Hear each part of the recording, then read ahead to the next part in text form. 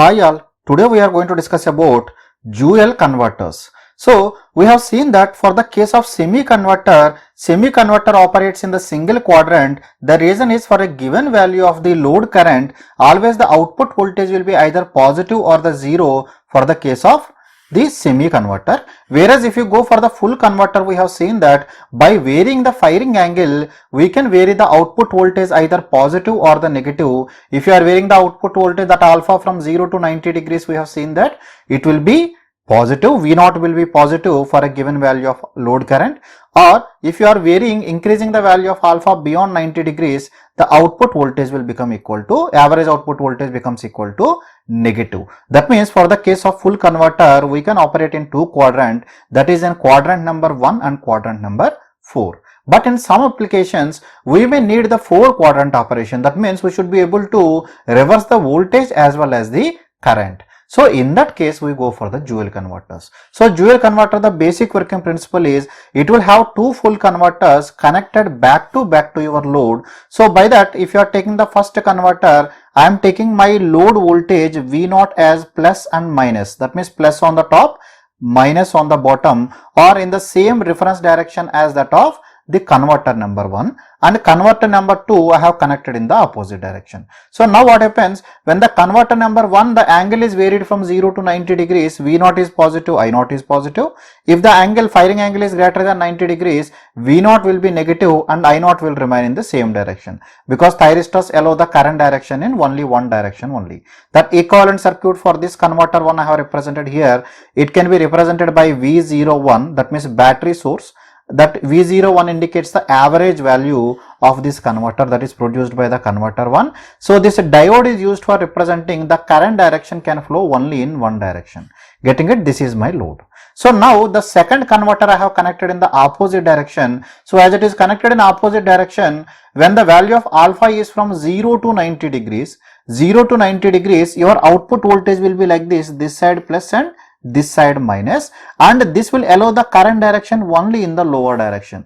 That means we can tell the current direction is opposite to the actual reference direction of your load current, because if this conducts, the current will pass like this, through this it will pass like this one. Getting it? The current direction will be in the opposite direction. That's why we can tell current is negative.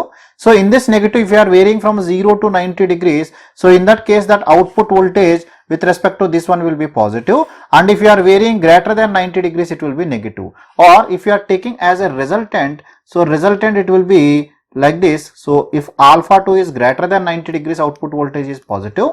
If alpha 2 is less than 90 degrees, the output voltage with respect to this load will be negative. That means by combining these two, I can get the 4 quadrant operation. So same thing, equivalent circuit for this second converter I have represented here. Diode D2 indicates the current direction is possible only in one direction, and this V02 indicates the voltage produced by this converter, the voltage produced by the second converter, and it will allow the current direction in only one direction only. So in this case also. So now coming to the combination of these things, how they will work, we will adjust the value of the firing angle of the respective converters in such a way the sum of alpha 1 plus alpha 2 will be equal to 180 degrees. So why it is 180 degrees, that we are going to discuss now. So same thing is applicable for the 3-phase converter also. So let us assume the current carried by the first converter I am taking as I1, and the current that is carried by the second converter, because it can pass only in this direction, I am taking this as I2, and your load current I am representing by I0. Load current I am representing by I0. So if I1 is equal to 0, only if I2 is passing, so I0 also will become reverse. I0 will become opposite. Agree with me? So if only this converter is acting, this is not acting, or this is acting in the inverter mode, so in that case the I1 will be in this direction, I2 will be in this direction. So the resultant value of the I0 will be in this direction. That means I1 will be greater than I2. I am going to discuss all in detail how that is coming and what is the reason.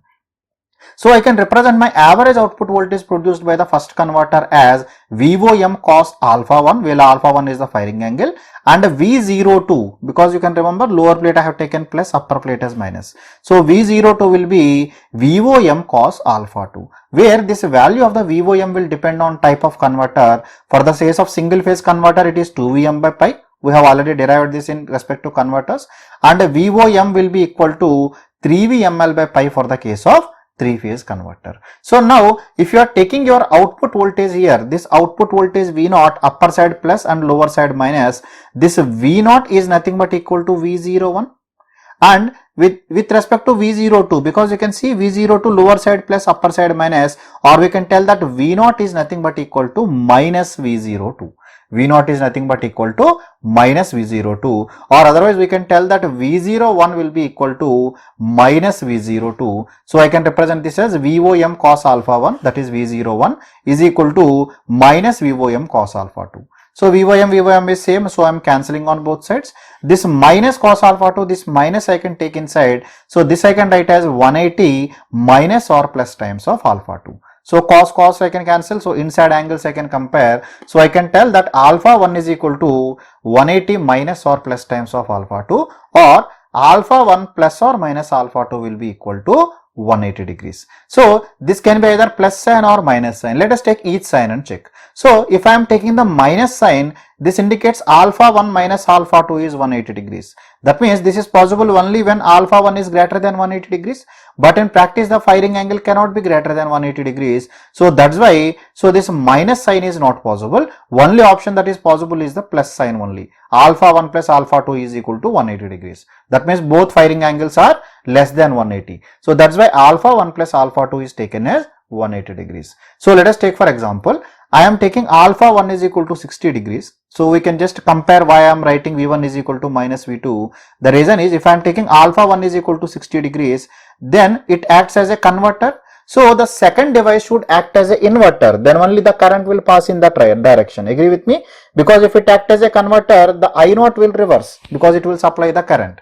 So that's why the value of alpha 2 should be greater than 90 degrees, then only it will act as an inverter. So that's why we can tell that alpha 2 is equal to 180 minus alpha 1. So that will give equal to 120 degrees. So under these conditions, the average voltage produced by two devices, that means both the converter and the first converter 1 and converter 2, magnitude will be, average value will be same and in the same polarity. So your output voltage will have the same polarity. But there is a disadvantage of this. Even though the average values can be made equal by keeping alpha 1 plus alpha 2 is equal to 180 degrees, but the instantaneous values cannot be made equal, and hence this will lead to the circulating currents. So I am going to discuss in detail. Let us see the basics. Then I am going to prove each one mathematically as well as using the output waveform form. So to limit this circulating currents, so inductors are generally used in series, that is one method.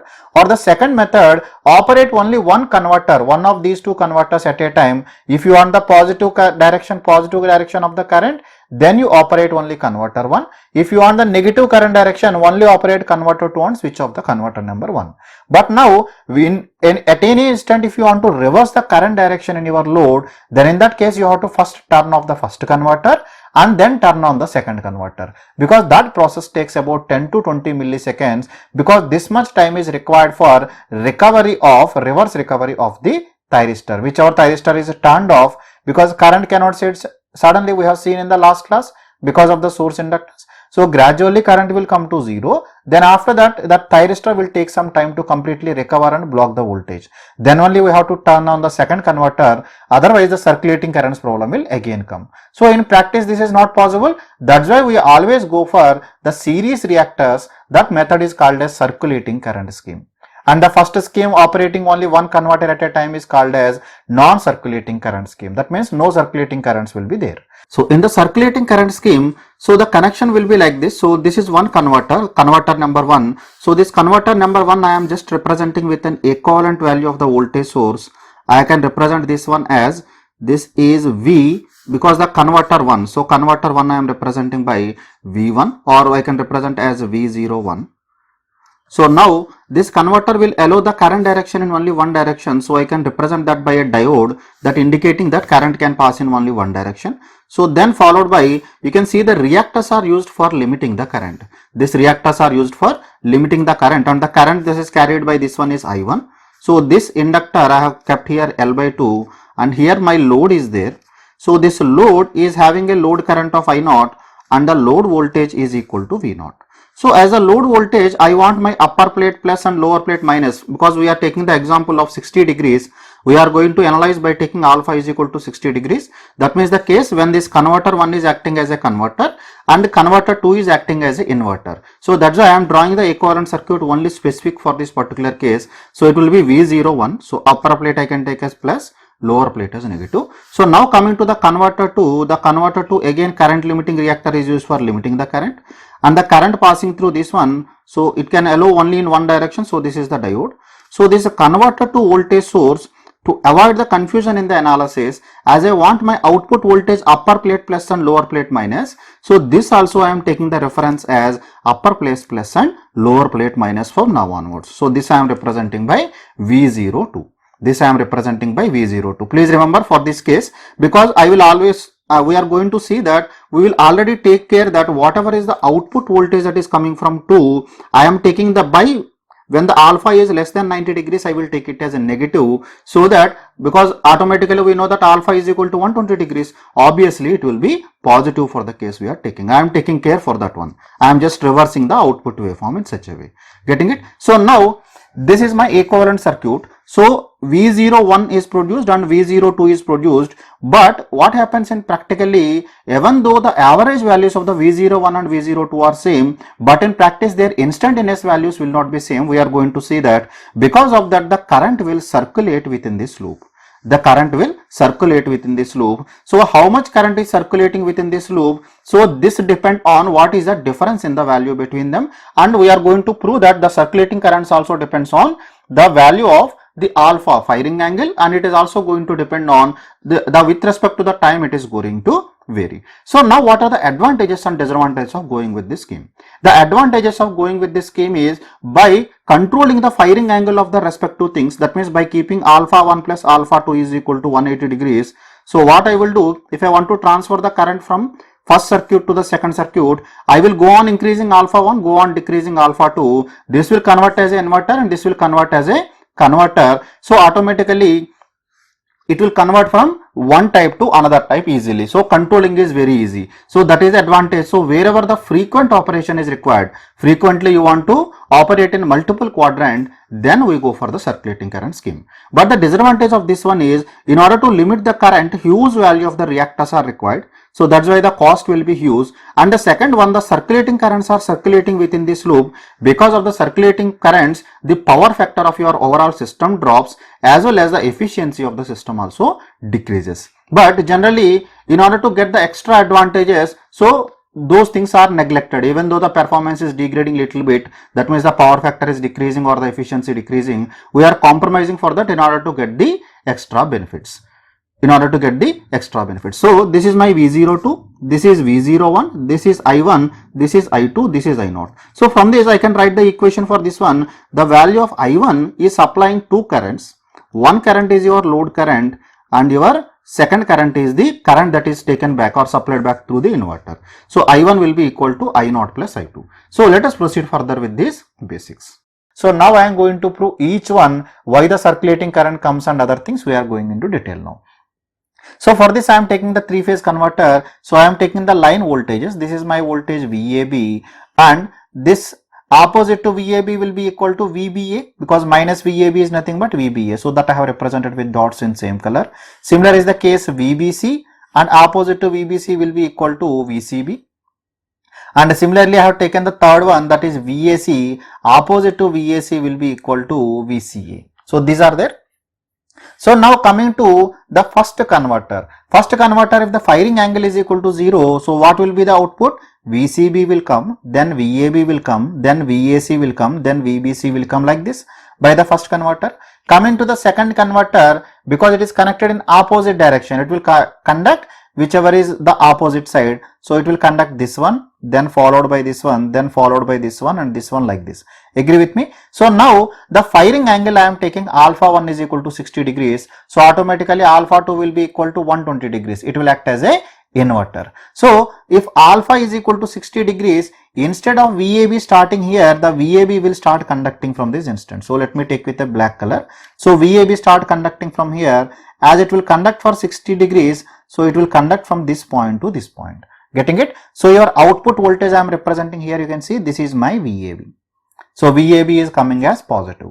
So now coming to the second converter actually firing angle 0 means it will start conducting from here. As I am taking the alpha 2 is equal to 120 degrees. 120 degrees means it will start conducting after 120 degrees. That means this waveform I am starting after 120 degrees. That means it is starting from here, it will conduct for 60 degrees.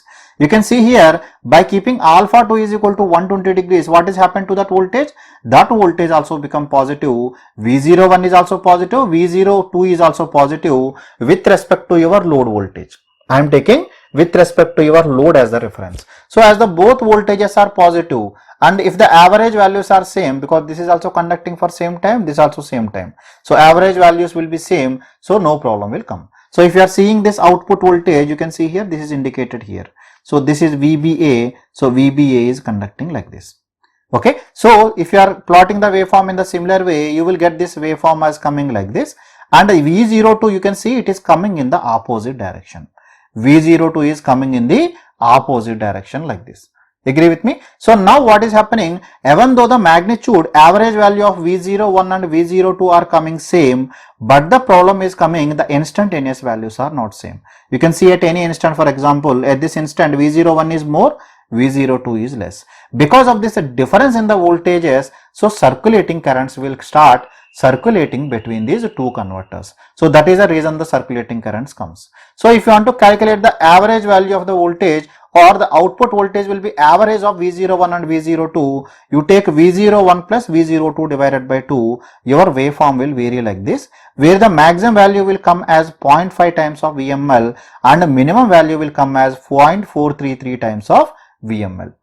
0.433 times of VML. So for example, you can take VCA at this instant and VAB waveforms, and for these waveforms you try to add the instantaneous values. You will get this maximum value and the minimum values from there. So now I am taking I1 is equal to output current plus I2. We know that I0 is equal to constant. So IC is the circulating current. That means the current that is circulating in these two loops. So that means out of the current I1 that is supplied, some current I0 is passing like this and the I2 is passing like this. Who is supplying this I2?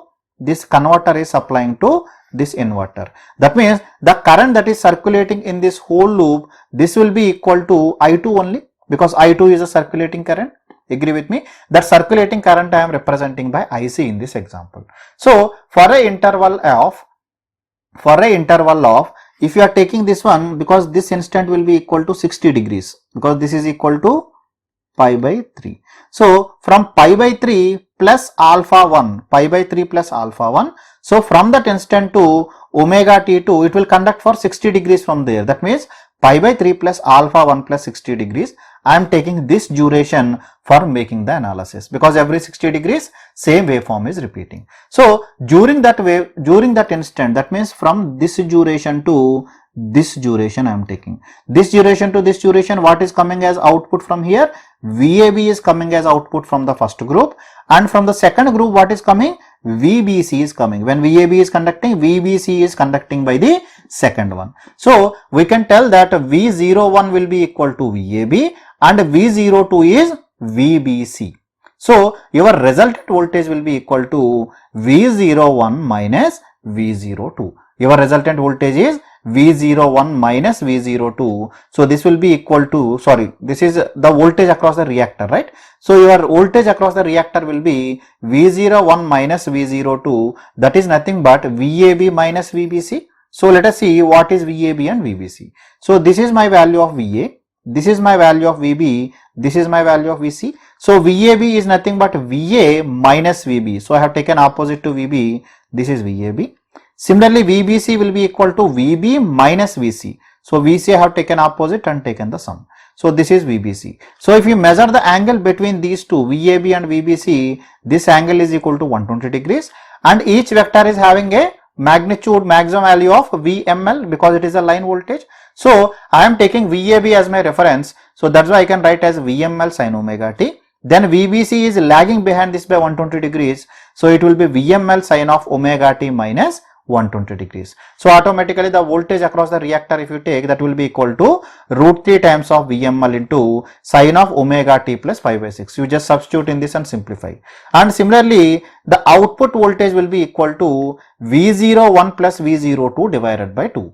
V01 plus V02 divided by 2, that average voltage will come at your output.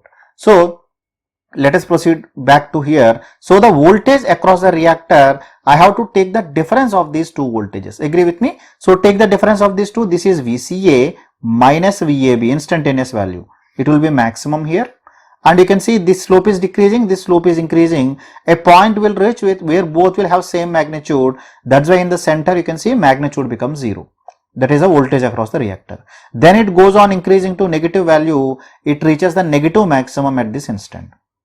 Again, next again same thing will repeat. It will follow like a sawtooth wave. This is the voltage at your reactor. So because the voltage across the reactor is continuously varying, the reactor will oppose the change in the value of the current, because the value of I naught is constant. So but as the value of VR is changing, the circulating current component or the I2 component will goes on changing. That value will be depending on this VR, because you can see here suddenly the voltage is raised.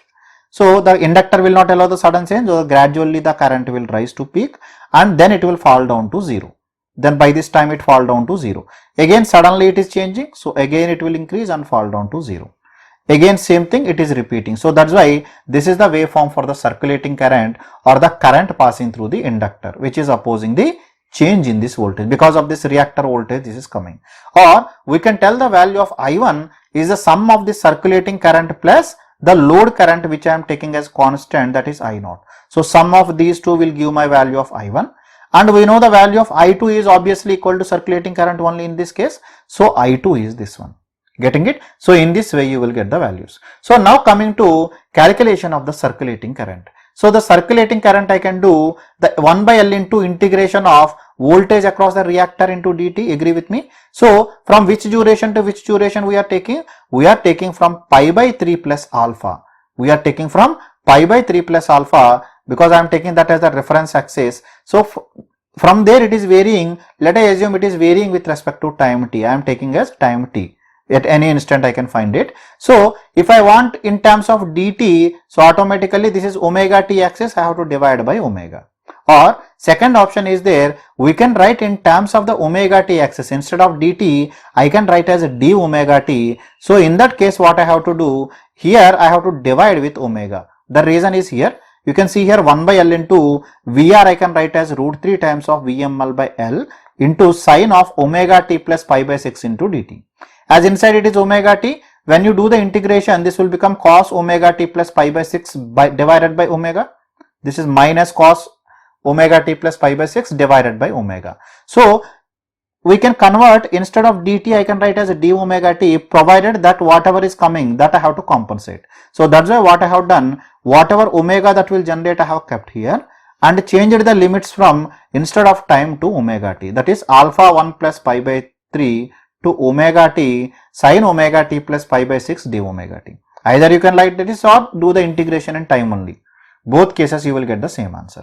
So if you are substituting those values, you will get it as a root 3 times of VML divided by omega L into minus sin alpha 1 minus sin omega t plus pi by 2. So if you see here, the current that is circulating, it is depending on two components. One is the firing angle alpha 1 as well as the value of the omega t.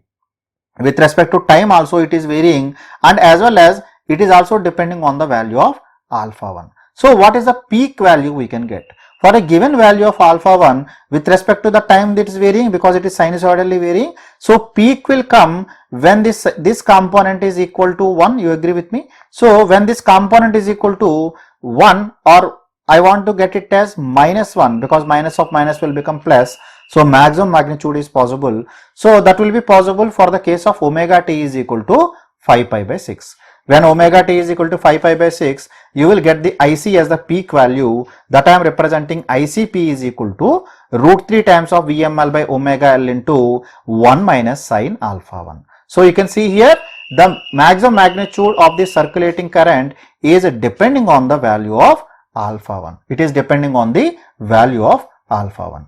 So the major disadvantage of this method, dual converter going with the circulating scheme, is we need to increase the value of the reactor if you want to limit the value of the circulating current. If you want to limit the value of the circulating current, you can see here, this circulating current is inversely proportional to value of inductance. But the disadvantage, if you want to go for the more reactor, so automatically the cost increases for your circuit. So that is a major disadvantage of this one. Otherwise, wherever you want that 4-quadrant operation is required without need of any changeover switch. That means you want automatic switching or change in the direction of both current as well as the voltage. Then we go for this dual converters. I hope the dual converter concept is completely clear to you. If you still have any queries, you can leave your comments in the comment section below. I will answer to your queries from there. Thank you. Thank you very much.